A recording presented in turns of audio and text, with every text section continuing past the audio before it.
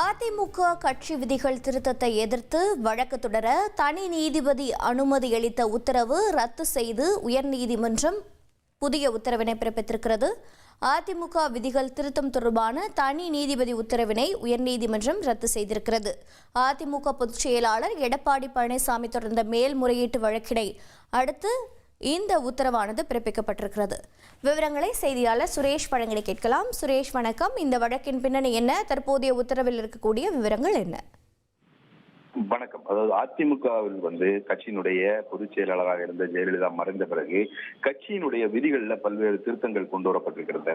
அந்த திருத்தங்களை எதிர்த்தும் அதே போல 2021ஆம் ஆண்டு முதல் 2023ஆம் ஆண்டு வரைக்கும் நடந்த உள்கட்சி தேர்தலை எதிர்த்தும் அந்த கட்சியினுடைய உறுப்பினர்கள் என கூறிக்கொண்டு ராம்குமார் ஆதித்தன் மற்றும் கே.சி. பழனிசாமியின் மகன் சுரேன் பழனிசாமி ஆகியோர் அதிமுக தொண்டர்கள் சார்பில் உரிமையியல் வழக்கு தாக்கல் செய்ய அனுமதிக்க வேண்டும் என்ற ஒரு கோரிக்கையுடன் உயர்நீதிமன்றத்தில் மனு தாக்கல் செய்திருந்தார்கள்.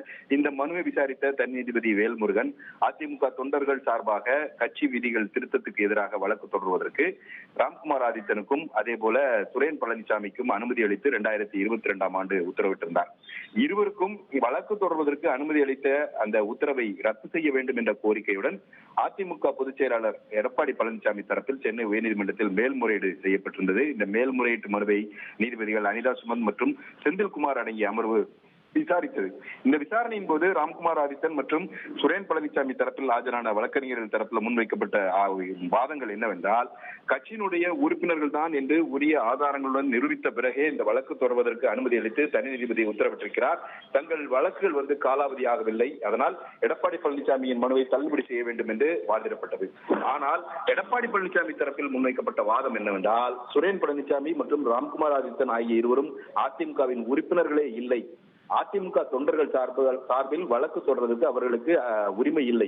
ஏனென்றால் பொதுச் செயலாளர் தான் அதிமுக தொண்டர்கள் பிரதிநிதித்துவப்படுத்த முடியும்.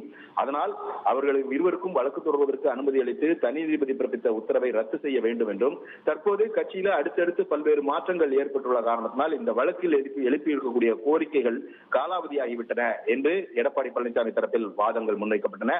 அனைத்து தரப்பு வாதங்களையும் கேட்ட நீதிபதிகள் இந்த வழக்கை தீர்ப்பை தேதி குறிப்பிடாமல் தள்ளி வைத்தார்கள். இன்றைக்கு இந்த வழக்கில் தீர்ப்பளித்த நீதிபதிகள் எடப்பாடி பழனிசாமி தரப்பில் முன்வைக்கப்பட்ட வாதங்களை ஏற்றுக்கொண்டு அவருடைய மேல்முறையீட்டு மனுவை ஏற்று தொண்டர்கள் சார்பில் வழக்கு தொடர்வதற்கு சுரேன் பழனிசாமி மற்றும் ராம்குமார் ஆதித்தன் ஆகியோருக்கு அனுமதி அளித்து தனி நீதிபதி பிறப்பித்த உத்தரவை ரத்து செய்து உத்தரவிட்டிருக்கிறார்கள்.